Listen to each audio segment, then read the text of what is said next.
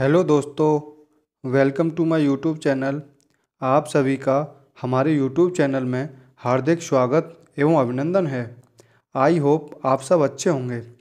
तो आज है 25 मार्च 2023 से जितने भी करंट अफेयर के महत्वपूर्ण क्वेश्चन बन सकते हैं, यानी परीक्षा की दृष्टि से महत्वपूर्ण क्वेश्चन बन सकते हैं, उनको हम इस वीडियो में डिस्कस करेंगे। आज के लेक्चर में हम डिस्कस करने वाले हैं 25 मार्च 2023 से जितने भी महत्वपूर्ण क्वेश्चन बन सकते हैं करंट अफेयर के, उनको हम डिस्कस करेंगे। आप सभी को गुड मॉर्निंग, राधे राधे, राम राम। तो आज का जो हमारा मोटिवेशन कोड है, उड़ान तो भरना है चाहे कई बार गिरना पड़े, यानी उड़ान तो भरनी है चाहे कई बार गिरनी पड़े, यानी चाहे कई बार गिरना पड़े, यानी उड़ान तो भरनी है चाहे कई बार गिरना पड़े। सपनों को पूरा करना है चाहे खुद से भी लड़ना पड़े, यानी उड़ान तो भरनी है चाहे कुछ भी करना पड़े, यानी सपनों को पूरा करना है तो चाहे खुद से भी लड़ना पड़े तो खुद से भी लड़ लेंगे। तो चलते हैं अपने टॉपिक पर। 25 मार्च 2023 से जितने भी करंट अफेयर के महत्वपूर्ण क्वेश्चन बन सकते हैं वो हम इस वीडियो में डिस्कस करेंगे। हाल ही में विश्व जल दिवस कब मनाया गया है? तो विश्व जल दिवस जो मनाया गया है 22 मार्च को मनाया गया है विश्व जल दिवस। अभी हाल ही में मार्च में जो महत्वपूर्ण दिवस मनाए गए हैं उनको डिस्कस करते हैं। यानी 21 मार्च को अंतर्राष्ट्रीय वन दिवस और 21 मार्च को ही नस्लीय भेदभाव के लिए उन्मूलन के लिए बनाया जाता है। 20 मार्च अंतर्राष्ट्रीय प्रसन्नता दिवस मनाया जाता है, विश्व गौरैया दिवस मनाया जाता है और वर्ल्ड ओरल हेल्थ डे भी 20 मार्च को मनाया जाता है। 18 मार्च को वैश्विक रिसाइकल दिवस मनाया जाता है। 17 मार्च को वर्ल्ड स्लीप डे मनाया जाता है, यानी 17 मार्च को वर्ल्ड स्लीप डे मनाया जाता है। 16 मार्च को राष्ट्रीय टीकाकरण दिवस मनाया गया है और 15 मार्च को राष्ट्रीय यानी विश्व उपभोक्ता दिवस मनाया गया है, यानी 15 मार्च को विश्व उपभोक्ता अधिकार दिवस मनाया गया है। नेक्स्ट है हमारा, हाल ही में किस देश के क्रिकेटर आसिफ शेख ने 2022 Christopher Martin Jenkins spirit of cricket award जीता है? तो ये नेपाल के पूर्व क्रिकेटर हैं, यानी आसिफ शेख ने 2022 Christopher Martin Jenkins spirit of cricket award जीता है। तो वो नेपाल के हैं।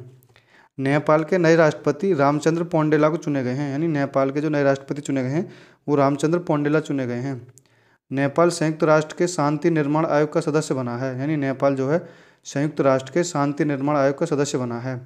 भारत और नेपाल के बीच भारत गौरव पर्यटक ट्रेन को हरी झंडी दिखाई है। भारत और नेपाल के बीच जो भारत गौरव पर्यटन ट्रेन है उसको हरी झंडी दिखाई है। नेक्स्ट है हमारा, क्रिकेटर मनोज प्रभाकर को नेपाल क्रिकेट टीम का मुख्य कोच नियुक्त किया गया है, यानी क्रिकेटर जो मनोज प्रभाकर हैं उनको नेपाल क्रिकेट टीम का मुख्य कोच नियुक्त किया गया है। हाल ही में 22 मार्च को किस राज्य का स्थापना दिवस मनाया गया है? तो जो अभी 22 मार्च को बिहार का स्थापना दिवस मनाया गया है। बिहार में सबसे कम साक्षरता दर है, यानी राजविंदर सिंह भट्टी को बिहार के डीजीपी के रूप में नियुक्त किया गया है। बिहार सरकार ने स्कूलों में अनिवार्य खेल पीरियड्स और नो बैग डे शुरू करने का फैसला किया, यानी बिहार सरकार ने स्कूलों में अनिवार्य खेल पीरियड और नो बैग डे शुरू करने का फैसला किया है। नेक्स्ट क्वेश्चन है, हाल ही में इन्वेस्ट इंडिया के एमडी एंड सीईओ का अतिरिक्त प्रभार किसे दिया गया है? यानी जो इन्वेस्ट इंडिया के एमडी एंड सीईओ का जो अतिरिक्त प्रभार दिया गया है तो वो दिया गया है मनमीत के नंदा को दिया गया है। कॉटन कॉरपोरेशन ऑफ इंडिया के सीएमडी के रूप में ललित कुमार गुप्ता को नियुक्त किया गया है। टीसीएस का सीईओ के कीर्तिवासन को नियुक्त किया गया है। बीपीसीएल का अध्यक्ष और प्रबंध निदेशक जी कृष्ण कुमार को नियुक्त किया गया है, यानी बीपीसीएल के जो अध्यक्ष और प्रबंध निदेशक हैं जी कृष्ण कुमार को नियुक्त किया गया है। ताजिकिस्तान में संयुक्त राष्ट्र के रेसिडेंट कोऑर्डिनेटर के रूप में केआर पार्वती को नियुक्त किया गया है, यानी ताजिकिस्तान में जो संयुक्त राष्ट्र के रेजिडेंट कोऑर्डिनेटर के रूप में केआर पार्वती को नियुक्त किया गया है। नेक्स्ट क्वेश्चन है हमारा, हाल ही में आईएमएफ ने किस देश के लिए $3 अरब के राहत पैकेज को मंजूरी दी है? तो यानी आईएमएफ ने श्रीलंका के $3 अरब के राहत पैकेज को मंजूरी दी है। श्रीलंका के बैंक ने एक भारतीय रुपया नामित नोस्ट्रो खोला है, यानी श्रीलंका के बैंक ने एक भारतीय रुपया नामित नोस्ट्रो खोला है। दिवंगत सीडीएस बिपिन रावत के सम्मान में श्रीलंका के श्री मुक्तिनाथ मंदिर में घंटी लगाई गई है, यानी सीडीएस जो बिपिन रावत के सम्मान में श्रीलंका में श्री मुक्तिनाथ मंदिर में घंटी लगाई गई है। 2024 में अंडर-19 वर्ल्ड कप की मेज़बानी श्रीलंका करेगा। नेक्स्ट है हमारा, भारत ने आर्थिक सहायता योजना के अंतर्गत श्रीलंका को 50% प्रदान की हैं। नेक्स्ट क्वेश्चन है हमारा, हाल ही में स्वास्थ्य का अधिकार पारित करने वाला पहला राज्य कौन सा बना है? यानी स्वास्थ्य का अधिकार जो पारित करने वाला राज्य बना है वो राजस्थान बना है। भारत की पहली व्यवहार प्रयोगशाला जयपुर में स्थापित की जाएगी। एमएसएमई औद्योगिक प्रदर्शनी और मेले का उद्घाटन कोटा में हुआ है। 18वीं विश्व सुरक्षा कांग्रेस जयपुर में आयोजित की गई है। कोटा में विज्ञान केंद्र और तारामंडल का निर्माण किया जाएगा। नेक्स्ट क्वेश्चन हमारा, भारतीय सेना के दक्षिणी पश्चिमी कमान द्वारा शत्रुनाथ अभ्यास का आयोजन राजस्थान में किया गया। यानी शत्रुनाथ जो अभ्यास का आयोजन है वो भारतीय सेना की अभ्यास है और दक्षिणी पश्चिमी कमान द्वारा इसका राजस्थान में आयोजन किया जाएगा। नेक्स्ट है हमारा, हाल ही में जारी 2023 M3M Hurun global rich list में दुनिया का सबसे अमीर व्यक्ति कौन सा है? तो यानी दुनिया का जो सबसे अमीर व्यक्ति हैं वो एलोन मस्क हैं, जिनकी कंपनी है टेस्ला, स्पेसएक्स और ट्विटर को भी इन्होंने खरीद लिया है। यानी $44 मिलियन में भी यानी उसको ट्विटर कंपनी को खरीदा था। और इनकी जो पहले नंबर पर सबसे अमीर व्यक्ति हैं, इनकी संपत्ति है $205 बिलियन की इनकी संपत्ति है। दूसरे नंबर पर हैं जेफ बेजोस जो अमेजन कंपनी के मालिक हैं। तो जो 9वें नंबर पर हैं वो मुकेश अंबानी हैं, वो रिलायंस कंपनी के हैं और भारत में पहले हैं जो भारत में पहले हैं, विश्व में 9वें नंबर पर हैं। उनका नाम है मुकेश अंबानी, रिलायंस कंपनी के मालिक हैं। मोपा इंटरनेशनल एयरपोर्ट गोवा का नामकरण किसके नाम पर किया गया है? तो मनोहर पर्रिकर के नाम पर किया गया है। मध्य प्रदेश के इंदौर में प्रवासी भारतीय दिवस के कौन से संस्करण का आगाज़ हुआ है? तो 17वें संस्करण का आगाज़ हुआ है और इसमें चीफ गेस्ट जो थे गुयाना के राष्ट्रपति मोहम्मद इरफान थे। हाल ही में दूसरा Indo Pacific economic framework for prosperity यानी IPEF का आयोजन कहाँ किया गया है? तो ये बाली इंडोनेशिया में किया गया है। तो इसका जो उद्देश्य क्या क्या है?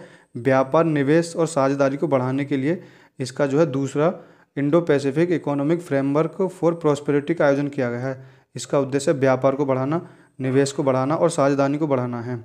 हाल ही में चर्चा में रहा जैन समुदाय का पवित्र स्थल सम्मेद शिखर कहाँ स्थित है? तो ये झारखंड में स्थित है। नेक्स्ट है हमारा, उत्तराखंड के किस शहर में आपदा संभावित क्षेत्र घोषित किया गया है? तो जोशीमठ को किया गया है। उत्तराखंड के जो आपदा संभावित क्षेत्र है वो जोशीमठ को किया गया है। कर्नाटक में आयोजित 26वें राष्ट्रीय युवा महोत्सव की थीम क्या है? तो 26वें जो राष्ट्रीय युवा दिवस की थीम है विकसित युवा विकसित भारत। नेक्स्ट है हमारा, हाल ही में अंतर्राष्ट्रीय विमानपत्तन परिषद ने एयरपोर्ट कार्बन प्रत्यायन कार्यक्रम के तहत भारत के किस एयरपोर्ट को 4+ रेटिंग का यानी 4+ का उच्चतम स्कोर प्रदान किया गया? यानी 4+ को जो उसके जो 4+ में जो एयरपोर्ट हैं उनको स्कोर दिया गया है, तो वह मुंबई एयरपोर्ट और न्यू दिल्ली एयरपोर्ट इनको चुना गया है। और 3+ के स्कोर में हैदराबाद और बेंगलोर एयरपोर्ट को चुना गया है। यानी 4+ के स्कोर में तो मुंबई एयरपोर्ट और नई दिल्ली एयरपोर्ट को चुना गया है और 3+ के स्कोर में हैदराबाद और बेंगलोर एयरपोर्ट को चुना गया है। 100% सौर ऊर्जा वाला पहला एयरपोर्ट कौन सा है? तो वो कोच्चि एयरपोर्ट है। यानी 100% जो सौर ऊर्जा से चलने वाला एयरपोर्ट है कोच्चि एयरपोर्ट है। पहला कार्बन न्यूट्रल एयरपोर्ट वो लेह एयरपोर्ट है। नेक्स्ट है हमारा, विश्व आर्थिक मंच की 53वीं बैठक का आयोजन कहाँ किया गया है? तो ये दावोस में किया गया है, दावोस के स्विट्जरलैंड में किया गया है। नेक्स्ट क्वेश्चन है हमारा,